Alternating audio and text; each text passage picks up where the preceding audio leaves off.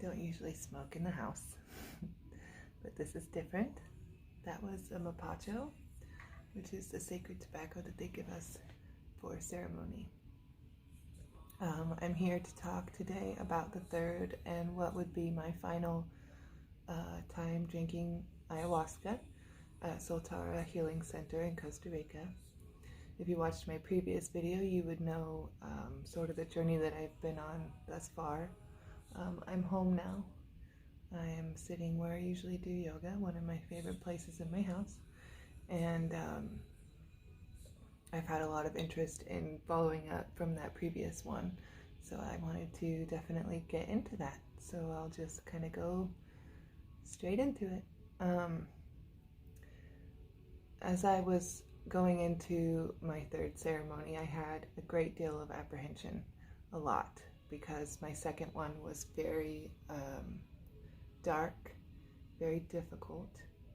I went through hell. I'll link the previous video so you can get some context if you're curious about that. So I was very nervous, and it definitely took a lot of strength to intentionally drink again, because as you learn with this medicine, you never know what's going to happen, what's going to come, feelings, visions, bodily sensations, things like that. Lack of bodily sensations, as it were, for my second one. But I committed to the journey, and I knew that I had more work to do. So in second ceremony, I drank a full cup of ayahuasca. In the third one, this particular time, I drank 3/4, which doesn't seem like a lot less, but it definitely took me on a different journey. So I'll just kind of get right into it. The thing that I felt first, as far as the effects of the medicine, was definitely fear. Fear that I would lose control in the same way, fear that I would face the same darkness, that it wasn't done with me yet, and that I would have to literally go through hell again. I definitely did not want to do that. So as the medicine started to come into my cells and into my body, I felt it move around, very real. I felt it move from my throat to my stomach to my intestines to every part of my body, like my fingers. I started looking at my hands going like, oh shit, like, are they gonna disappear again? I don't know. And so I immediately panicked, and I said out loud, I said, no, God, please don't do this again. I can't, I'm not strong enough. And I wanted to run as far and as fast away from that feeling that I could get. Like, and of course I couldn't. You can't leave ceremony unless you have to use the restroom. So I knew that I was in for it. As much as I felt the fear, though, very, very quickly, I would say within 10 minutes of dealing with that and understanding, okay, this is coming on and you have to ride with it, you know, I understood something different was happening, and that was that I was very much centered inside my body, very grounded, very able to recognize my breathing and slow it down and remember the things that they taught us. And this time it wasn't mocking me, it wasn't cruel, it wasn't making fun of my attempt to have any kind of control at all. It really just let me go with it. And I said to myself, a few minutes into it, I said, okay, just focus on your breathing this time. You can do it. And it worked a lot. I started counting my fingers, not counting, just touching my fingers like this, just to make sure that I was still with it in the physical sense, you know. I very much didn't want to lose that again, the sense of my body. That was pretty terrifying, honestly. So as I was doing this and I was touching my chest and feeling it rise and fall with breath, I started to realize, okay, I can do this. Like, I can be in this, and it doesn't have to be so terrifying as long as I keep breathing. So when the medicine started to get really intense, prior to Maestra coming and singing to me, which I was the third bed, so pretty soon after ceremony starts, she would get to me. So I knew I wasn't that far in, but it was getting pretty intense. And my face basically melted off and became this energy vortex of kind of blackness. Like, I could tell that it was my face still, but the feeling of it was like, whew, like just poof, gone, face gone. But I wasn't afraid of it the way that I had been the previous ceremony. I really just centered. I put my hands down on my mat and I said, okay, just breathe, it's okay. Like, you can feel this and not be afraid of it. And pretty quickly after that, after I had that knowledge that I could feel it and not be afraid of it, something truly magical happened. I met Mother Ayahuasca, and she came to me, and I'm laying down on my mat, and she saddled up right next to me. And in my vision, she was an old woman, very old, like the Disney movie Pocahontas, the old woman, the willow mother that lives in the tree. She looks like that. So beautiful, though. Also, she's blind in my vision. That's how she came to me. So she's blind and she's old. And she told me very clearly, she said, Christina, lie back. And I did. And I'm feeling physically, I'm feeling the effects. My body feels energetic, just so much energy flowing through me, like whew, whew, whew. And as I lay back, I started to breathe with the earth, and that felt magical. Truly, I started to hear the insects and understand their rhythm, and I would breathe like, and it was in perfect tandem with the earth. And I started to understand that the earth was actually alive and that everything in it was moving and had energy flowing through it. And it was just this connection that was grounded but otherworldly, if that makes sense. I think if you've done ayahuasca before, you probably get that. So I laid back and I just kind of sat in that for a while and just breathed, and I was smiling, and I was so grateful that I was no longer afraid, and that I very clearly felt a sense that this was going to be different. And I very much leaned into that because it felt so good to know that it was inside of me. The medicine was doing what it needed to do, and that this time it wasn't going to be scary and dark. And I really needed that, and I think that the medicine knew to be gentle. And I did ask it to be gentle. They said, you can do that. And in the beginning, when I was feeling fear, especially when my face kind of went away, I got kind of testy with her. And I was like, I asked you to be gentle, and this is not gentle. Like, I feel myself melting away. Like, no, please. And I got kind of mad. I was like, this is not what I asked of you, you know? Like, please, I'm here. I'm trying. Can you meet me halfway? And she very much did. And so as I'm laying back, got a little interruption. Sorry about that.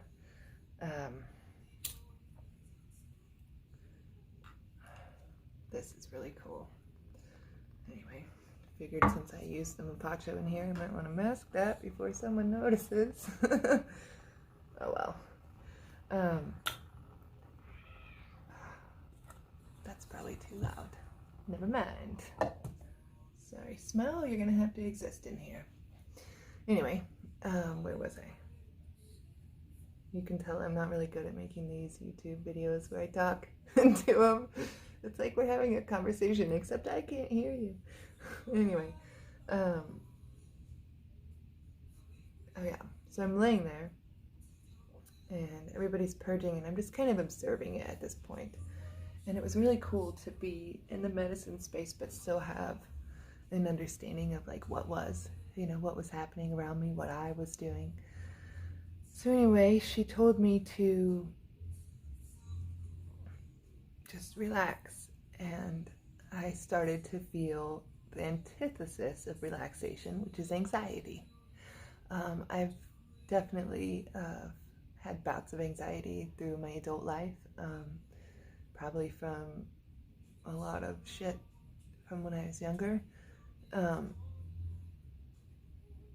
And so I'm kind of laughing at this point okay, I'm supposed to relax, but here is the anxiety coming back, and I always feel it in my throat, almost like something's cutting my voice off, like I can't speak, and it manifests in that way. So I was feeling it, and I remembered breath work, and I remembered observing and kind of doing a body scan and starting from my head and moving down to my toes and observing the sensations that are coming up. So I started to do that, and I very clearly had the knowledge that I had to lay on my right side with my arm up, my left arm up over my head like this. And I kind of thought that was strange, but I just knew, like my body and like knew what to do, and it did that. And so I put my arm up, and I'm feeling the anxiety, and all the while Mother Ayahuasca is right next to me, and she's just kind of watching and observing what I'm doing. And I put my arm up, and the anxiety is there, and I start observing how it's moving through me. And it just was this fiery, burning energy in my throat and in my chest. And all of a sudden, it moved over. And it moved to like basically right here on my side. And I actually have a pretty large scar right there, right in that spot that goes around to my back from heart surgery when I was a baby. And it basically resided right in that exact spot, right where they cut me open. And what happened was, at this point, Aya cut me open, but it wasn't painful at all. She took my heart out, and she held it in her hands.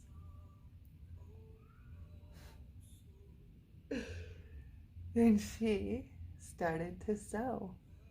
She took it, she's holding it, and she takes this big needle and this beautiful thread, like all these beautiful colors, and in the vision space, colors are just glorious. And so I'm laying there with my arm above my head, and I'm looking over at her, and I'm watching her, and she's blind, like I said, and she's sewing my heart up. And they say that you can have like spiritual surgery on ayahuasca. I remember seeing that a lot in testimonies and reading about it. And I always kind of thought like, that's kind of strange, really. You know, like, what does that represent? In this moment, I very clearly understood that she was fixing my heart. And now,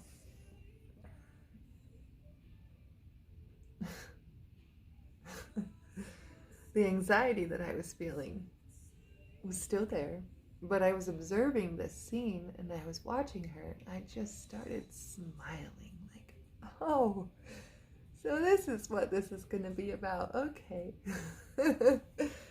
And I was able to completely, I don't want to say detach, because that wouldn't be correct. I was able to observe this wound where my heart had been taken from me, right here, and observe the anxiety that I was feeling that lived in that spot, which has never been, ever. It always is right here. And the rest of my body, beside this one spot where the anxiety was, all the rest of it, every part from my toe to the top of my head, was just in bliss, pure calm, and observing everyone and loving them. And I wasn't feeling scared of my anxiety. I wasn't afraid of it anymore. I was just letting it be there, and the rest of me was like, woohoo, this is fun, like, just so happy. And she is doing this work, and I'm watching her, and it's this beautiful patchwork, almost quilt like vibrant colors, and it's just, she's moving it, and she's painstakingly getting into these crevices, and this, as it's beating, by the way, it never stopped beating. I'm like, oh, okay. You can't even explain it. It was so cool to see. I mean, you could tell, like, even just, I don't know if I seem happy, but hopefully, because it was cool. Like, it was like, yeah, that's, do it, keep going, you know, there's a lot of shit in there you need to fix. And I wasn't really having the visions, like the psychedelic ayahuasca visions, the sacred geometry and the patterns and all that kind of had faded. And the only thing that really existed was the reality over here that was coming out of my eyes, and then the reality here that was like my spirit understanding what was happening here. And I could go in between the two. I could look out and see the very real Maloka. I could see the people, the man next to me and on the other side, and laying there with my heart while she's doing the surgery, and I could look over and see her. And it was so cool to have that dual perspective. Like, this is spirit over here, and this is reality over here, and I'm existing in both places at the same time. Like, yes, that's what I wanted. I wanted, especially after the second ceremony, just the darkness and death of it. I mean, literal death. I died so many times, and I was like, finally, this is goodness. This is the other side of it. This is the thing that I needed. I needed positivity and understanding after that really difficult journey. She for sure gave me that. And so I started to understand that some people around me were having difficult times, and I could hear them struggling, and I started praying for everyone and just sending love, like from this part of myself that was just pure and able to give it without any expectations or desire for myself to receive anything in return. It was just like, oh, I could feel their struggles, and I knew how difficult it can be, and I was just so sitting in so much empathy for that, and just love to every single person. There's 17 of us total, so 16 other people that I had come to love only after a few days of sharing our hearts. And anyway, so I started to get the sense that I could ask her questions as she was doing her work. And so I just started talking. I honestly don't know if I was talking out loud or if it was all in my mind. I couldn't tell you. I mean, maybe both. But I asked her about the universe. I said, how did God make the universe? And she very quickly, with a smile on her face, she goes, like that. And I was like, oh, so all he did was snap his fingers? She's like, mm-hmm. And I was like, well, there you have it. Screw that. Screw those scientists that can't figure it out like I did. I mean, she told me, but it was funny. I was like, yeah, well, I guess it's that simple. He just snapped his fingers. I asked her about the stars and the planets and just everything that was intricate and detailed. And some of the things she said, they're mine. Just special little magical things that I want to keep to myself to preserve them in the sacredness of that. It eventually got around to wanting to ask about myself. Because I was observing this anxiety that never went away, but it just existed in that one spot here on my side, I started to ask her about it. What is it? Why do I feel this way so much? Why so often can I just not breathe? Like, I will be going about my day in normal life, and it just bowls me over completely, and I weep for it sometimes because he feels so helpless. And so I asked her, I said, tell me, what is it? Why am I so anxious? And she basically went like this. And she took it, my anxiety, and she handed it to me. And I held it in my hand, and basically it went up like a hologram, kind of. And I was moving it around, and I was looking at it, and it was green and dripping, kind of with like pus and darkness. Like, it was just this grossness inside of me that I didn't want to carry. And I'm looking at it, and I'm just like, okay, this is it. Like, I can see this. It's like a thing. It's not just in my mind. It's not like, this is not something that I just, it's in me. Like, it's a part of me that's dark, and that I could accept that, and like, it's just this other facet of my being. And I didn't ask for it. Oftentimes I don't want it, but I started to see it differently.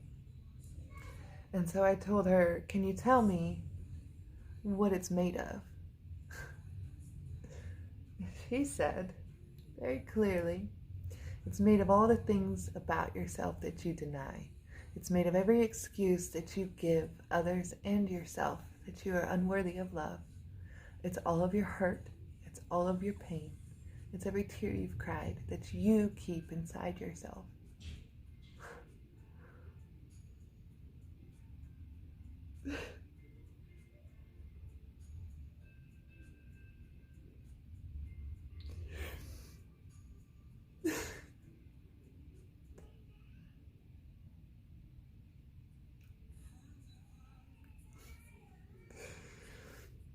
And I just, I understood that. So clearly, I've asked so many times, God, please take this from me, please. I don't want to feel this way. It interrupts my life, you know? And I've never been medicated for it. I mean, I've always just dealt with it. And I've been so resentful of how it interrupts everything. And I feel so powerless. And she gave me the power to understand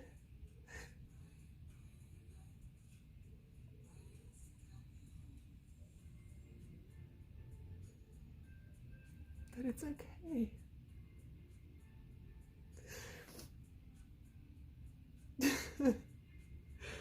It's okay. Even when I feel anxious, like I could see,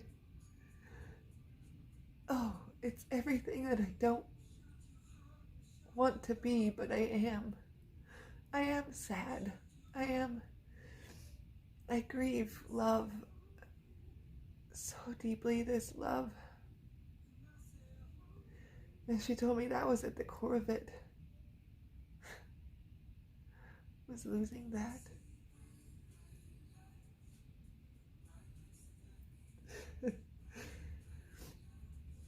Losing that love when I was younger. And then I keep it because it's all I have left, and it causes me pain because losing love like that hurts. But mostly what it was and what it is just this part of myself that is dark and that is painful and that is sad, and that it's not bad though. It's just a part of me. And we all have some part of ourselves that we deny, that we say, no, that's bad. I don't want to feel like that. Like, that's not me. And I don't know if you know what Enneagram 4 is, whoever you are, but I am an Enneagram 4. Textbook, if you want to say that, even though we're not supposed to be labeled because we want to be different. But I'll be different by saying I agree with it 100%. So there. Anyway, it's very much true that as part of my character is that I will very much identify with this part of me is good, it's who I am, and this other part is not me. Like, whatever it is, darkness, sadness, love, happiness, joy, resentment, there's all these different things that are constantly challenging each other, and one of them is me and one of them is not me. And this very clearly, she showed me that it's all me. It's all me, and it's complex, and it's difficult, and it's beautiful, and I don't need to be afraid of it. And I'm emotional because it's taken so long to get here.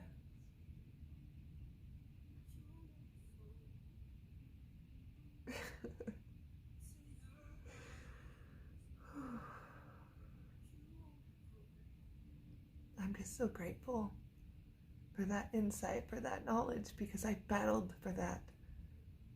I've been so lost because of it, feeling like I'm plagued by this thing that I don't want and I can't control it. But now it's like, it's okay. It just keeps coming back to me. It's okay, Christina, just observe it.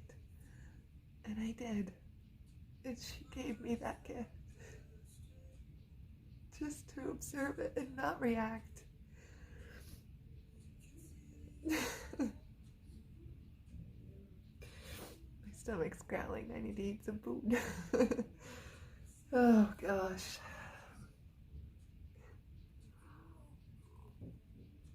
I'm nothing if not authentic, so there you go. My stomach is growling and I need some food.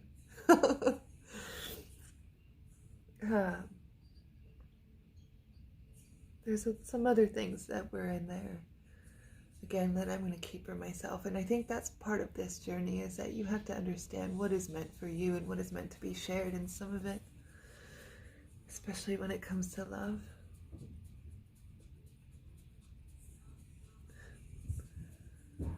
It's only for one person, so I'm going to keep that.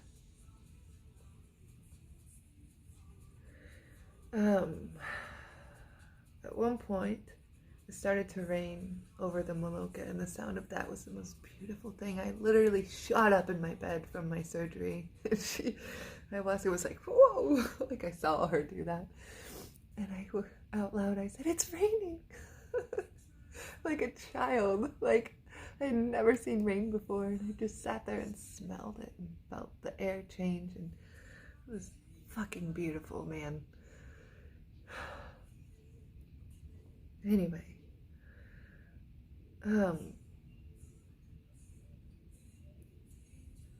there's nothing else to say. It was fucking beautiful. Like a thing I didn't want to end. I had one of those in my life.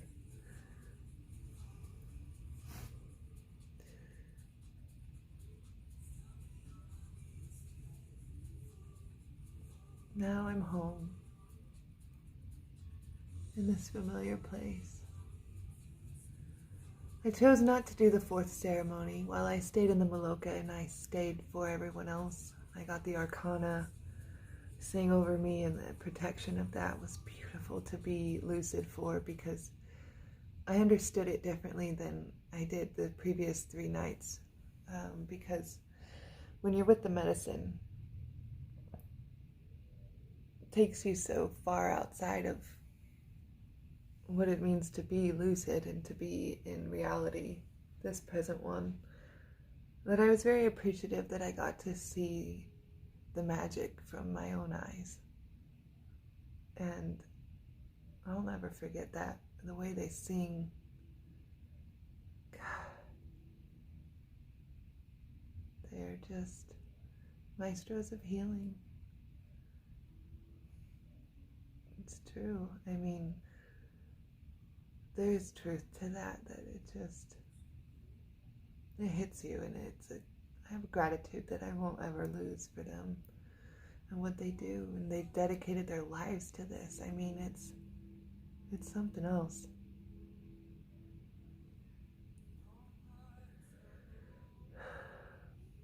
And to everyone that I met on that journey, all of you, some of us didn't get to talk very much. I know I stayed quiet a lot of the time, other than group share when we talked together, but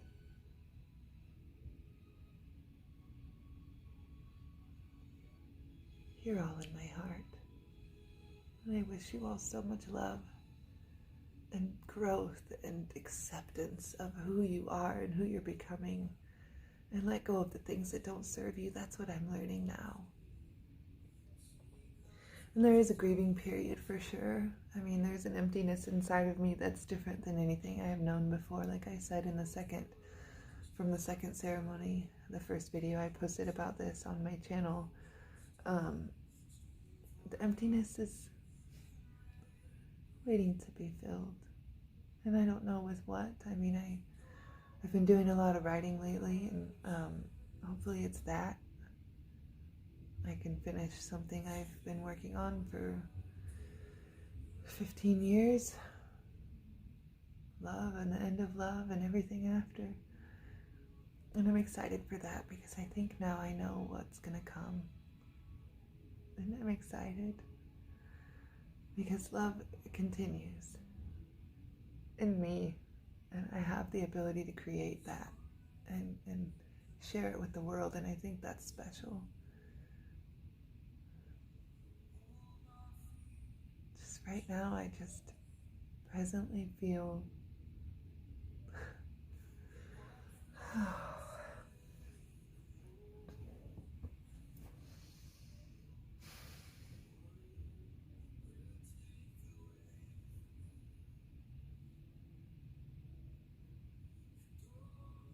loved. I feel loved, taken care of, deep in my soul. Thank you, God. Thank you, Ayahuasca. Thank you, Soltara. Thank you, myself. For fuck's sakes, man, I did that. People were talking to me before I left, friends. Yeah. What? What are you gonna do? Well, guys, I'm gonna head to the coast and I'm gonna drink ayahuasca. And who the fuck knows what's gonna happen? You might go through hell, but you might learn things that are going to help you for the rest of your journey. And oh my God, if it calls to you, if that's why you're here, just embrace it. Embrace the magic of the fact that you were chosen. And I do believe that's what it is, because I don't know that everyone can do this. I certainly know everyone doesn't want to, and that's okay. But if you can, be intentional about it. Choose some place that's going to take care of you and that has your best interest at heart. And it might be expensive, but I tell you what, things open up and you can find a way. Because if you need this kind of healing, if you know that, you just...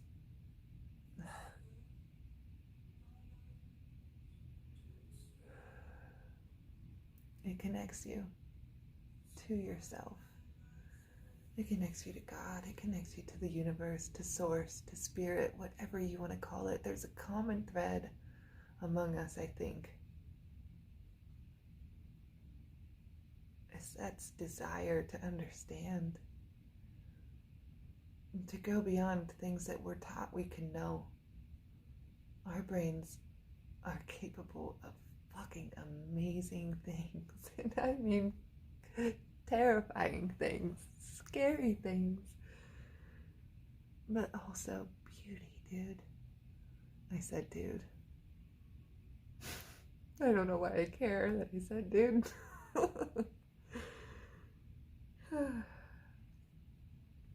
I'm glad I felt happy to record this, because I kind of sat here like, you know, what do I want to share about this particular one?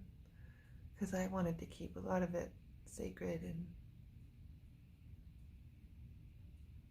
as I started talking, I just got this smile. It's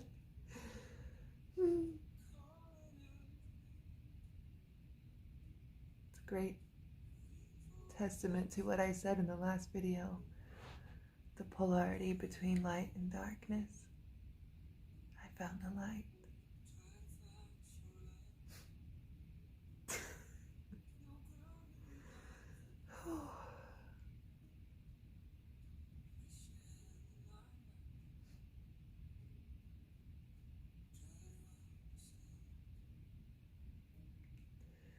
Come home.